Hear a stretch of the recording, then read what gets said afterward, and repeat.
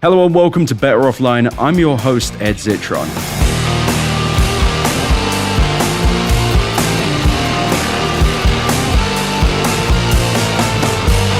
Better Offline. Back in March of this year, MIT economist Daron Acemoglu and MIT Sloan's Simon Johnson published a paper called The Urgent Need to Tax Digital Advertising, where digital advertisers will be levied with a flat tax of 50% on all revenue above $500 million. And today I'm joined by Daron to walk through it. Daron, thank you for coming on. Thank you. Thanks, Ed. It's my pleasure. So, walk me through the idea. It seems pretty simple, but maybe there's more nuance to it. Well, it's very simple to implement. It's very simple to explain. The question is why? Why do something like this? After all, who doesn't love something free? And we're getting a lot of free things because the entire online ecosystem is monetized via digital ads. Right. The issue is, I think this ecosystem creates a number of problems which are set to get worse with AI. Right. The most obvious of those is something that's been discussed quite a bit over the last few years, which is that monetizing via digital ads means that you are going to encourage platforms to collect more and more data about people. And this creates a much more intrusive, lower privacy, and potentially distorted sort of system. Right. The second, perhaps corollary or separate thing, which has started receiving more attention, is that this also means you want to make sure that the eyeballs are glued to the screen, whichever large screen, small screen, and that itself might generate a lot of other problems, including perhaps mental health problems, because you try to get people to stay on the platform by inducing strong emotions, envy, jealousy, anger, outrage, and so on. And it creates a very different type of social environment than we are used to, with widespread negative consequences. But I think the one that I'm most worried about is that this reduces competition. Right. It is impossible today for any service by a newcomer to come in and say, okay, you're going to get this from Google, Facebook, Instagram for free, and I'm going to provide higher quality content for which you have to pay a subscription fee or something else. Especially difficult because newcomers are not going to have the network. There's going to be uncertainty about their quality. So it really cements a system where everything is going to be monetized via digital ads. And that's going to discourage the entry of new products, new services, and especially new technologies. For example, everybody worries about what social media and other online platforms and AI will imply for democracy. Well, something that actually creates more pro-democratic conversations, higher quality content, that's going to be very difficult to get off the ground today. Right. So how does this tax actually change the incentive, though? Well, I think the main way in which it changes the incentives is that it makes it possibly more likely that both existing platforms and new platforms will now say, let me experiment with new products that are higher quality for which I can build a clientele via subscription fees or other things. Because if I get $100 million via digital ads, half of it is going to go away. If I can get that money via subscription fees, that's good. It's no longer so inferior to doing it via digital ads. But I think one of the things that concerns me with it, or maybe it's less of a concern and more just the after effect will be, is that people are used to not paying for social media. That's why this needs to be high. If this was a 10% tax, it wouldn't make so much of a difference. So in some sense, when I mentioned ecosystem, I was intending to imply by that both what the offering side, the platforms are doing, and what the consumers are expecting. So there's a synergistic relationship between users, consumers, and the firms. And you want to change that relationship. Again, you wouldn't want to do it if the market system was working perfectly and everything was hunky-dory, but I think there's a lot of evidence that's not the case at the moment. So, and the incentives would be that they just can't make that much money off of digital ads, so they will have to find new business lines. But could this not potentially kill off the idea of the free social network? Well, first of all, I think that idea has become excessive. If we scale it back, it wouldn't be so bad. And in some sense, I think the purpose is to scale it back, because once everybody expects everything for free, that does create a race to the bottom in terms of quality, in terms of data protection, in terms of, new technologies that, will actually change the face of the kinds of offerings that we get. Right. And I remember in the past, we've had companies try paid social networks and it just hasn't worked. Well, it didn't work because they were up against free social networks, monetized via digital ads, especially at a time when people didn't understand what the costs of these things were. I think even today, there are consumers who do not fully recognize the amount of data that's being collected about them. So if you go back 10 years ago, I think both the sort of addictive or quasi-addictive nature of social media, the extensive data collection and how that data can be used both to guide you towards certain products, perhaps to behaviorally manipulate you, or perhaps to charge you higher prices. All of these things were not completely understood. And I get what you mean. It's like the latest stage model of Instagram and Facebook is so different because when everything's free, you don't really have a mechanism to control the customer other than just tricking them, just continually manipulating. I mean, I'm not gonna tricking is probably the wrong word. Tricking. There is tricking. It's not everything. So, when you get an ad, it's useful. Right. You're finding out about products. But what is the trade-off between how much of your private data you want other people to have access to versus getting some of those products? And second, once platforms have access to that data, what is there to stop them from offering some of the manipulative products as well as some of the useful products?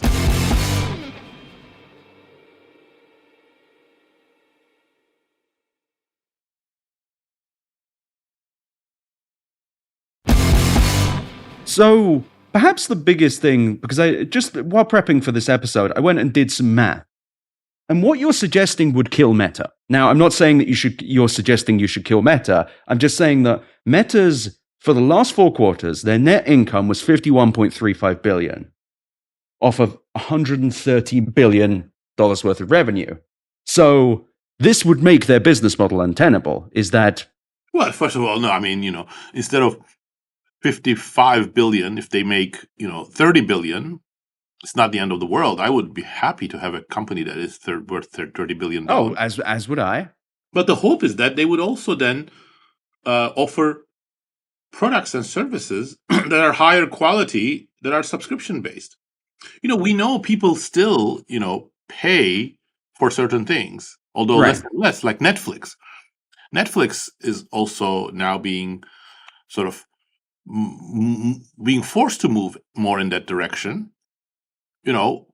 Is there a world in which higher quality Netflix, for which some people pay, is viable, whereas some lower quality one financed via monetized via ads also coexist? I think those are questions, and I think it sort of opens up the market system to different sort of forces. So if there is a paid WhatsApp that has better security features and you don't get these completely unexpected, annoying things that have started popping up in WhatsApp, perhaps that's attractive, and some people would be happy to pay $10 a year for that. Kind of feels like the advertising model is a lazy man's business as well, because it doesn't incentivize you to make a better product. It that's incentivizes a monopoly. Right. And why, how did I arrive to this idea? My shtick for the last, 2 decades at least, and especially with regards to AI and digital technologies, is these technologies are extremely malleable. We can develop them in different ways. We can have higher quality technologies that increase worker productivity, or we can have rote automation, lazy automation. Right. We can have addictive social media that makes you go into your cocoon and you become uninterested in forming bridges and engaging in democratic citizenry, or we can have platforms that actually encourage different types of communications and the active citizenry that democracy requires. Right. Which ones of those will be? And I think since we have gone more and more in the automation way and in the sort of toxic environment of social media, a change requires new products, new technologies. And that means a more open system. And Right. so the way that I sort of started sort of coming towards this idea was, well, what's the barrier to this? Well, the fact that there are a few big tech companies that can acquire competitors is a barrier. But so is the fact that even if they don't acquire you, they pigeonhole you into the same ecosystem in which they exist. And I think that's a big problem. How do you mean they pigeonhole you, even if they haven't acquired you as a user? Because to compete against them, you need to also offer your products for free, which means the only thing you can do is for digital advertising. If you need high quality data, you can't afford it. You're not going to have an incentive to get it. If you need sort of high quality niche products, nobody's going to buy them because everybody is used to this freebies and it's everything. Right. So it creates a kind of race to the bottom. Yeah, a race to the bottom, but also just there's no reason they would have to compete. Like you couldn't compete we haven't really seen any new social networks in years other than Blue Sky and Threads, and Threads is a part of the Facebook machine. Yeah, and we have seen TikTok, but TikTok is just a amplification of the same business model, same monetization system, same sort of weaknesses being exploited as Instagram, Facebook, and so on. And they burned billions and billions of dollars to get there. It wasn't like the people try and, I don't know why people would possibly think this, but they frame ByteDance as some plucky upstart versus just a massively funded Chinese juggernaut. Actually, this is why I actually use the word ecosystem, because this model itself is highly synergistic with companies growing very fast. And why do they grow very fast? Because they want market share, they want to dominate the market, but they also want data. And how is that possible? How can you grow so fast? Well, you get venture capital or Microsoft to bankroll you, as in the case of OpenAI. So you burn through a lot of cash early on in order to get data dominance and market dominance. And again, It's not a pro-competitive picture that's emerging here. I feel like generative AI is something separate, because with that, they don't have a business model yet. They do not have a business model. But you know what that does? It makes it even more likely that we're going to just repeat the same sins of earlier social media. Look at what is OpenAI doing. It's burning through a lot of cash in order to acquire market share and data. It's not monetizing through anything. And I think the most likely cash cow ideas that are coming up is we're going to use generative AI for internet search and we're going to take over the digital ad revenues. Well, that's more of the same. And different conversation. I don't think that'll work, but it's nevertheless, I can see the idea. It's funny, these incentives really have it. I've never really thought about it before this conversation, but it feels like digital advertising really did harm the tech industry in that they found something very profitable that got more profitable without making the user's life better at all. Well, Larry Page and Sergey Brin, when they first formed their company, said, we don't want ads. That's not like a good model. Yeah. It's antithetical to a good search product. The moment somebody came and gave them venture capital money and said, but we do it so that you can actually start monetizing it via digital ads. Yes. What if you were super rich?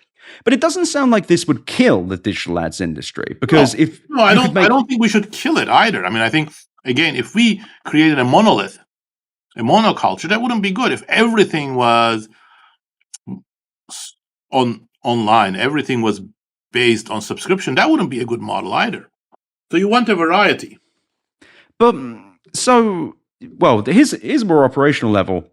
I'm guessing that this would also have to have some way of cutting through things, like if people set up subsidiaries to try and pass off the tax as well. You would have to make sure that there was a way of rounding that out. That's why this is not a sort of a graduated tax that is easier to game. But if 500 million, it's like a very small amount of money. So you just set a minimum like that, perhaps a little bit more, so that the really small companies are not burdened by it. We know one problem, for example, with the European GDPR is that once you put a regulation like that, the burden is heavier on smaller companies. And so it actually creates a competitive advantage for the large platforms. And you don't want to do that. But I think 500 million that would make a very healthy market for smaller companies. Which is great. We want more smaller companies as well. But I think that this would help with the problem a great deal, but don't we also need something to do with the algorithms themselves? Because I feel you could do this and it would solve some problems. It would begin incentivizing them in the right direction, theoretically. Yeah. But you still have this problem of they wouldn't stop algorithm. In fact, this might encourage them to be more algorithmically abusive. Absolutely. And that's why I don't think this is a silver bullet. You need a range of policies.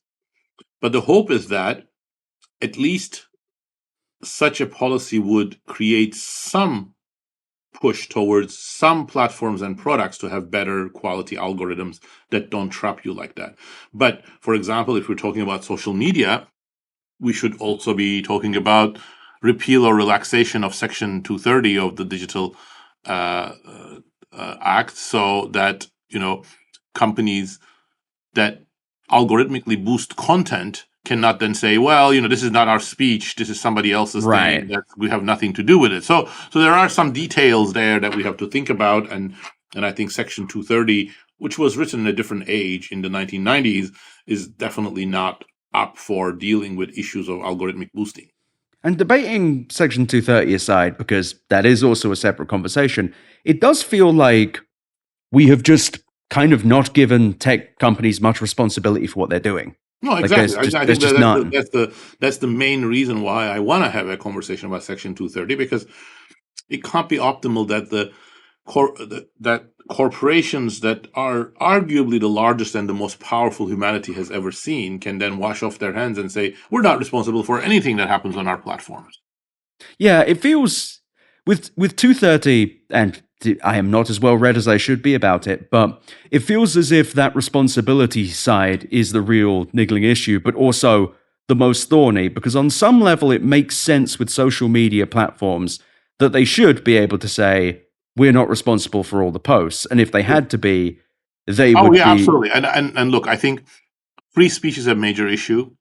I am worried about erosion of free speech, but, I'm also not like a 100% free speech absolutist. I think we have to balance it. And the way that I would suggest is again, so now we're changing topic a little bit. That's fine. Section 230 is, subject to whatever legal requirements there are on, abusive content, etc.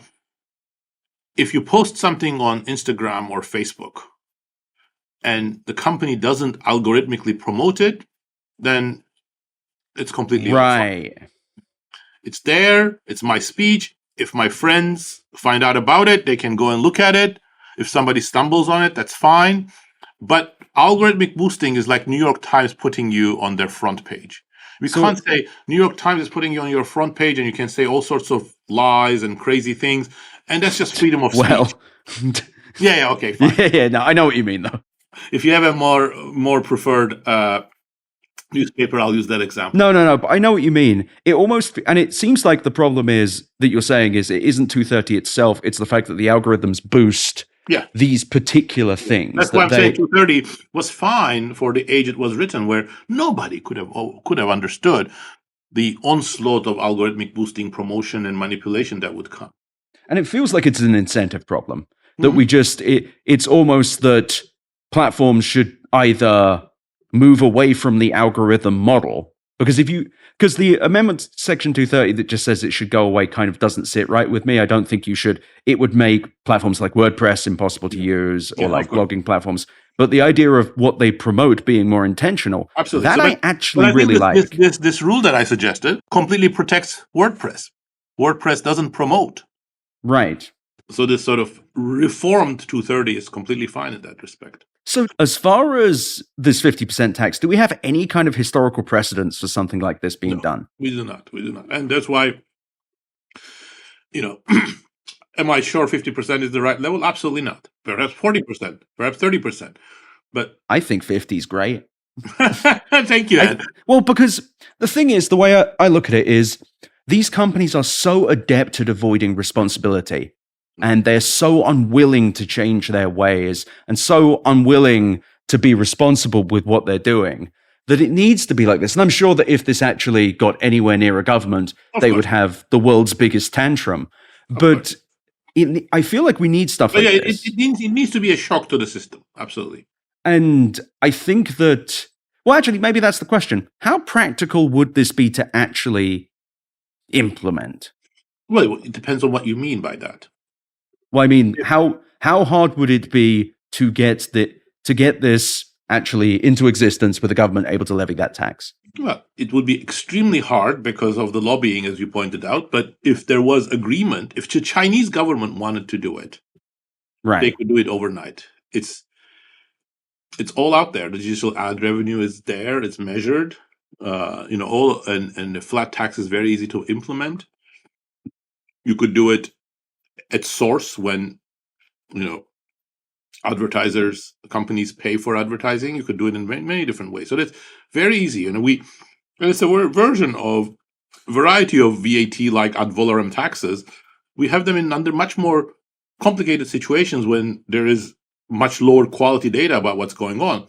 Many middle-income countries have a very complex sales tax or a VAT tax. Yeah. And it almost feels that you could have a little fun with it as well. Maybe you could do this 50% tax and feed it directly into some sort of national venture fund that would end up funding the future. It feels as if on a larger scale, it feels like governments are just 20 years behind technology. Not even, putting aside even Section 230, it feels like we should have an EPA or an FDA for data. It feels like we should have ways of we don't know how these algorithms work. And it just feels a little crazy to me. Yeah, absolutely. But the way I would say it is, I'm not sure that I would say they are 20 years behind in terms of knowledge. Oh, not knowledge, just legislation. Legislation, yeah. So, like, a completely different but related topic is we actually need an infrastructure for data markets. Right. So, I think everybody says data is going to be one of the most important factors of production for the future. Right. More important than land. Imagine that I told you that today, land that is still pretty relevant for many businesses, it's up for grabs. You can just go and get whatever piece of land you want, and you don't have to pay for it. That tragedy of the commons is well understood from history. It will be disastrous. Yeah, it's just the Wild West. Yeah, it's Wild West. Nobody produces high quality data. Nobody gets compensated for the data that they have. And it encourages, the monetization, that model that we talked about, where you actually sweep people's data without their permission or without their understanding, and you try to monetize it via digital ads.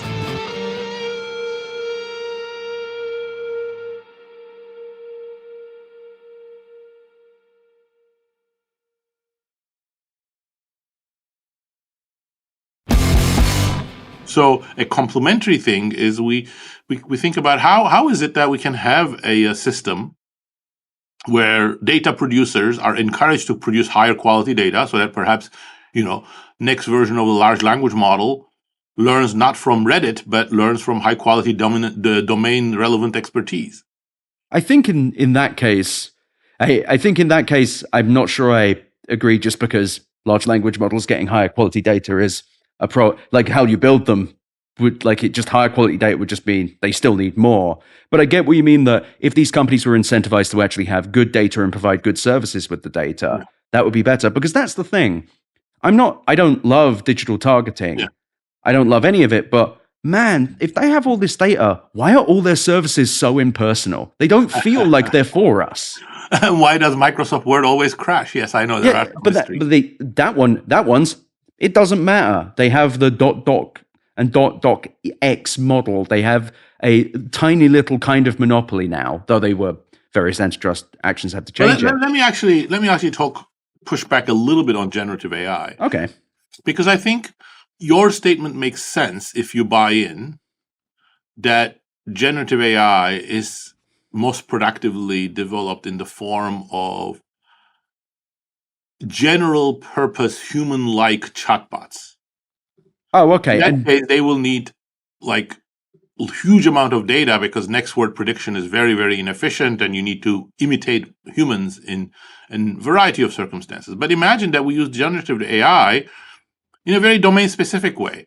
I want to know what drug creates what side effects in conjunction with other drugs. Right. Well, for that, I don't need my generative AI tool to communicate with me in human-like fashion or write Shakespearean sonnets. I just need some very specific domain expertise, but that high-quality data is actually not out there. And I fully agree with that. And smaller language models, focused language models, those make sense. But I think we are actually agreeing because this is an incentive problem. Yes, the reason OpenAI isn't really focused on that is because it doesn't make that much money.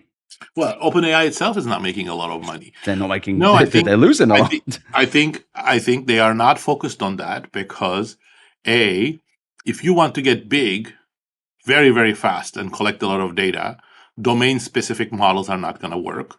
So creating hype around something that sounds very intelligent is a much better tool for doing that. And second, I think in the industry is still, in an unhealthy way, in my opinion, preoccupied with artificial general intelligence. Right. So human-like intelligent, even if that's not what we need, even if that's not what's feasible, even if that's got a lot of downsides. So that's why they don't, in my opinion, pay sufficient attention to these domain-specific expertise models. So I actually agree, but also then that is an economics problem. That is these companies are incentivized to grow at all costs to get as big as possible. Is what you're suggesting that they shouldn't? It is not just an economics problem, but it has an important economic leg. If we did not have venture capital be so important, this model would not have gotten off the ground.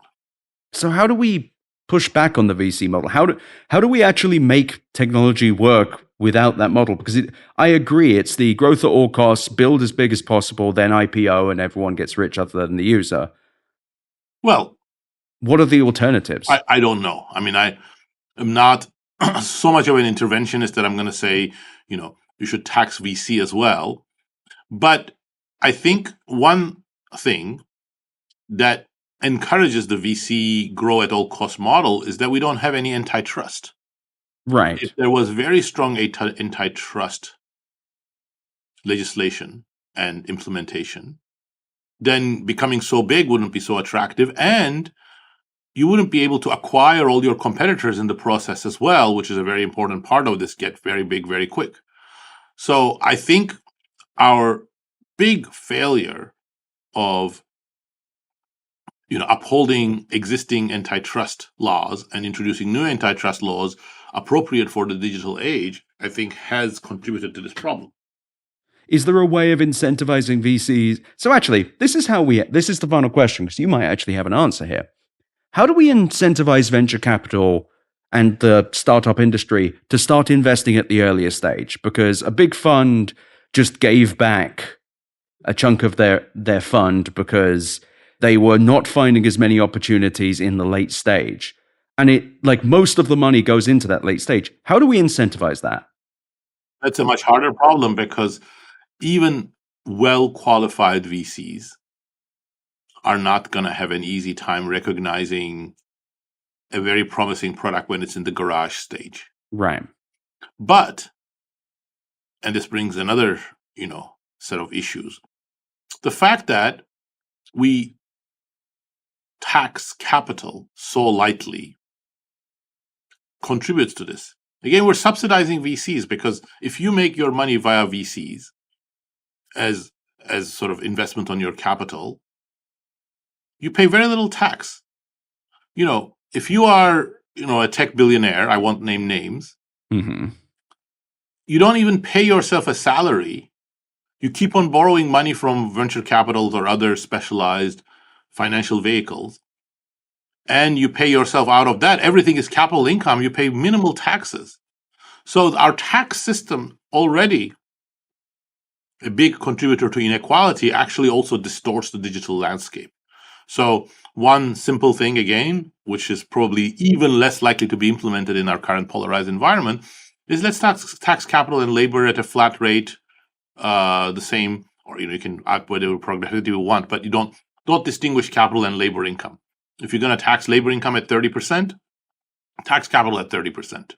I agree on that one. It just feels like it would be great if there was a way of just almost because you're talking a lot about taxation and such, and I agree that we need those controls. But is there a way to incentivize them to put more money earlier, make more risky bets? I'm not saying a deduction, because that would be crazy, but it feels like that would also solve, in part, in concert with these taxes, a way of getting that money into the early ecosystem. There may be, but I don't know exactly. We should think more about it. But there is an alternative solution.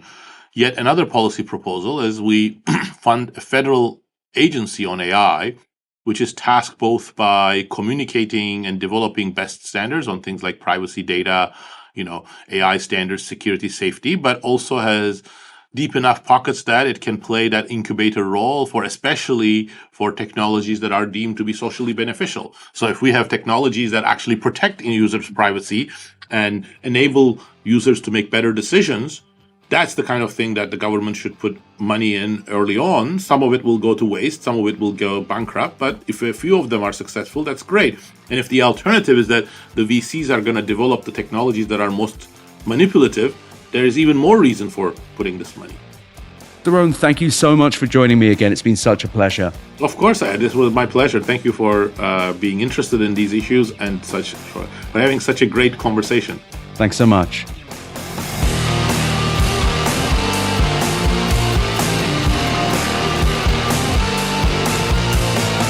Thank you for listening to Better Offline. The editor and composer of the Better Offline theme song is Matt Osowski. You can check out more of his music and audio projects at mattosowski.com, mattosowski.com. You can email me at easy@betteroffline.com or visit betteroffline.com to find more podcast links and, of course, my newsletter. I also really recommend you go to chat.wheresyouרד.at to visit the Discord and go to r/betteroffline to check out our Reddit. Thank you so much for listening. Better Offline is a production of Cool Zone Media. For more from Cool Zone Media, visit our website, coolzonemedia.com, or check us out on the iHeart Radio app, Apple Podcasts, or wherever you get your podcasts.